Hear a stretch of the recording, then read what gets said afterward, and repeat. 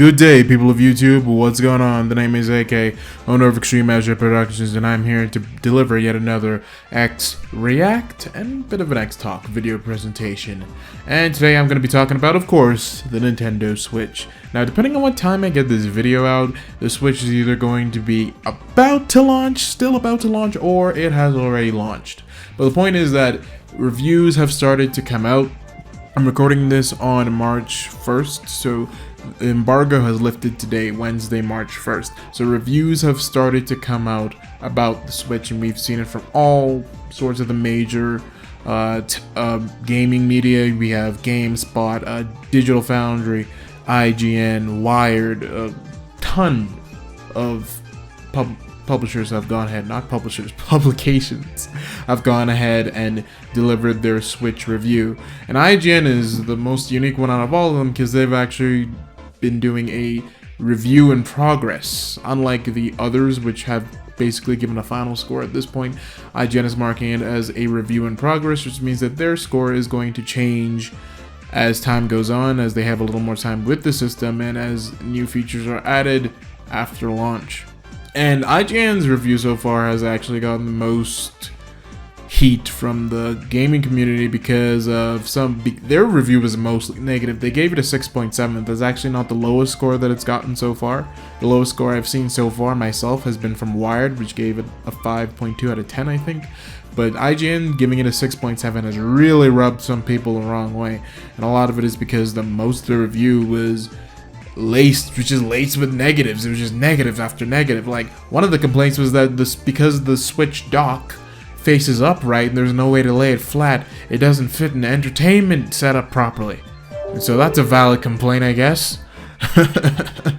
And one of those complaints, oh man, that really got me, was how the reviewer compared the Switch's power difference to the PS4 and the Xbox One to that of the PS3 360 versus the Wii.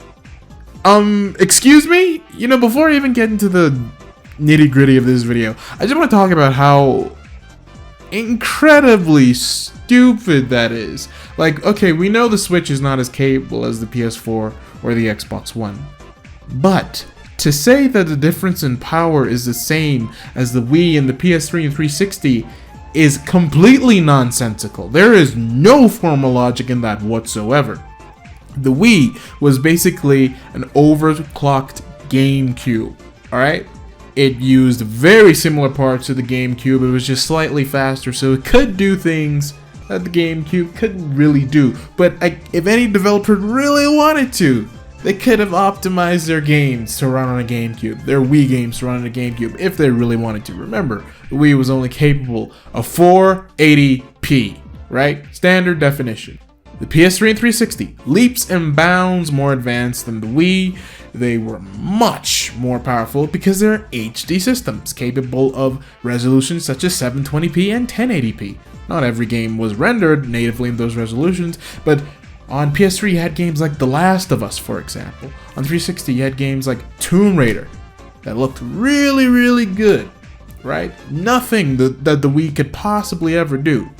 The Wii U was more powerful than the PS3 and the 360, and we saw that from the very beginning because games like Need for Speed Most Wanted U used assets from the PC version of the game. Much better than the PS3 and 360. Alright? And there were a lot of other games that looked better on Wii U than they did on the PS3 and 360. And to top that off, there were multi-platform games that were on PS4 and Xbox One that were on the Wii U, such as Assassin's Creed 4, Call of Duty Ghosts, just to name a few. The Switch is a more capable system than the Wii U. We already know that. It has been confirmed by Nintendo, it has been confirmed by the indie developers and third-party developers.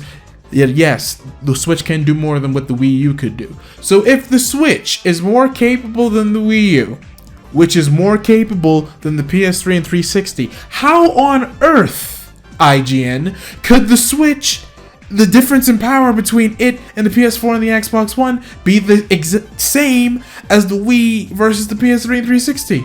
How? How could you compare an HD system to an HD system versus an SD system to an HD system and call it the same thing? It doesn't make sense. And this is the perfect segue into what my main discussion is going to be, is that should you really trust these early reviews? I'm not telling you to, like, you know, to take everything with a grain of salt. Well, in IGN's case, yes, take that entire thing with a whole tub of salt. But should we really pay too much attention to these early hardware reviews? Because unlike phones and tablets and laptops and desktop computers, when it comes to consoles, they have longevity in mind. Consoles are like a fine wine. They get better with time. In most cases, whatever state a console is in when it first comes out, it's usually in a much better state than it is by the time that it's put to bed. Look at the last generation as a good example of that. Look at the PS3, 360, and the Wii. All of them saw improvements as time went on. 360 launched with that R-Rod situation. Major hardware defect. Microsoft fixed it, and not only that, over time, the hardware itself got a lot sleeker. It was a much better design. Not only did it look better, but it was way more efficient. I think it was the 360 Elite version. I think that's what it is. It was just a much better design system as time went on. It wasn't that big, bulky, gray, ugly system that we got back in 2005. Look at the PS3. It too had a lot of hardware revisions, and remember, the PS3 launched at an incredibly high price. Very high price, even higher than that of the Xbox One. I think it was close to $600. And yet, over time, Sony was able to gradually deflate that price. They were able to create a system that was much smaller, much sleeker, just like the 360. The parts got cheaper, so it wasn't that big of an investment for gamers, and eventually the PS3 went on to be the second best-selling system of the 7th generation.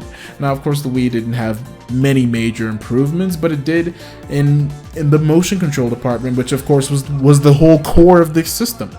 The Wii's motion controls were okay at launch, but a lot of games didn't really use them in a very engaging way. So what did Nintendo do? They created the Motion Plus technology, which gave the Wii Remote a 1-to-1 control ratio, allowing it to mimic exactly whatever movement you do. And that gave us games like Wii Sports Resort and Skyward Sword, for example, which took full control of that Motion Plus technology.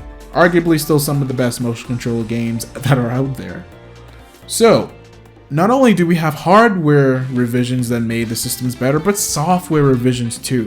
The 360 and the PS3, both, their operating systems were incredibly revamped over the years than what was being offered when both those systems launched. Not only did the UIs look better, but more features were being added as time went on, which made them true media and social powerhouses. And nothing has really changed when we look at this generation. Both the PS4 and the Xbox One, again, software improvements have been made. I mean, PS4 owners get giddy every time there's a major system update because Sony has kept adding really good new features to the PS4's operating system over the past 4 years that it's been on the market. And look at the Xbox One. The Xbox One launch was terrible, to say the least. We had to deal with the Kinect being a core part of the experience, but of course that was eventually dropped. And after dropping the Kinect, Microsoft basically remolded the Xbox One into being a truly gaming-oriented device, and that has led to them doing pretty alright, it's still very far behind the PS4, but it's still a much better system than it was when it launched back in 2013. And both of these systems have not only enjoyed software improvements, but they've both enjoyed major hardware improvements, not in the form of the Xbox One S and PS4 Slim. Oh no, I'm talking about PS4 Pro, Project Scorpio, because these major hardware revisions actually upgrade the components of these systems. Nothing like this has ever happened before in gaming, except for the 3DS versus the new 3DS. But yeah, we've had hardware revisions over the years, but to actually have a full-scale upgrade, this is definitely something new.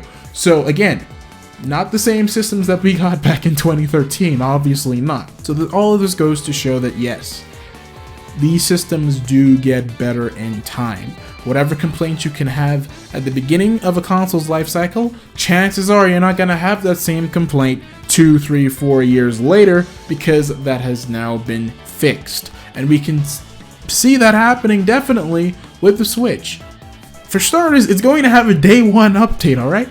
when it launches on March 3rd, it's going to have a day one patch, which is more than likely going to fix a lot of the issues that people are having. For instance, the desyncing issue with the Joy-Con, which doesn't even seem to be a widespread issue, because you have some reviewers who are saying, yes, we experienced that. You have others saying we experienced that once, and then you have some saying we didn't experience that at all. So therefore, it's obviously an isolated issue just affecting certain units.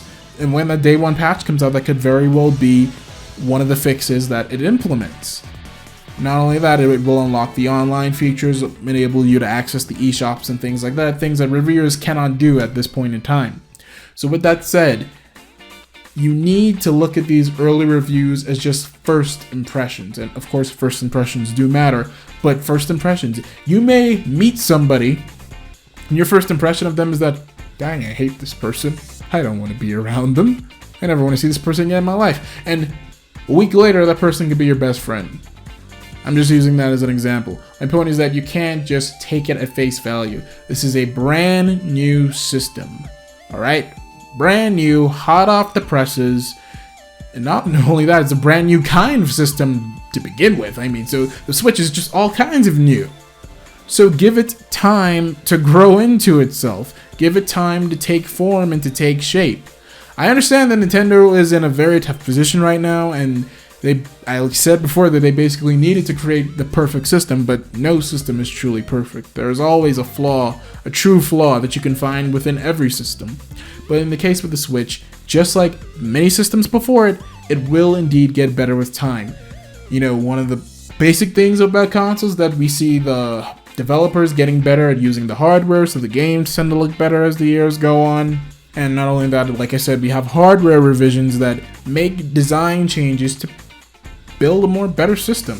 And now, these days, we have software improvements that could completely change how a system behaves and everything, and turn it into something really, really great if it started off with something bad. Like, take for instance, when the Wii U launched, its UI was very slow, painfully slow. Anyone who bought the system in 2012 or early 2013, they definitely know how slow that UI was. But Nintendo made it better over time. It's still not perfect.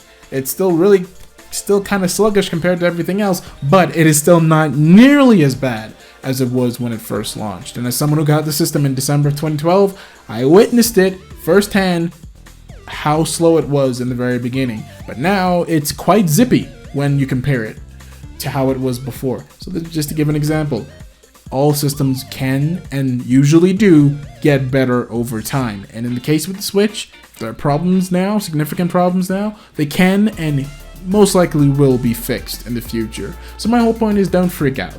Alright, don't freak out just because some reviewers aren't too happy with it. When you have the system, you hold it in your hands and it is sitting in your house and you get to experience it firsthand, that is when you can give your own review about it. Because at the end of the day, reviews are just someone's opinion. But in the case of IGN, even though everyone is subjected to their own opinion, your opinion sucks, brah. That is total foolishness. And I cannot believe that they actually let a professional, I'm afraid to call you a professional at this point, but to have a professional publication actually release a review like that with a line like that. I just have to laugh. IGN, I know this joke is overused, but can't spell ignorant without IGN. Oh no. Alright guys, I'm going to wrap the video up here. I hope you enjoyed it. And leave your comments down below. What do you think about the Switch's early reviews, and are you still looking forward to the system? Until next time, hope you have a good one, and I hope to see you in the next video. Until then, hasta la vista.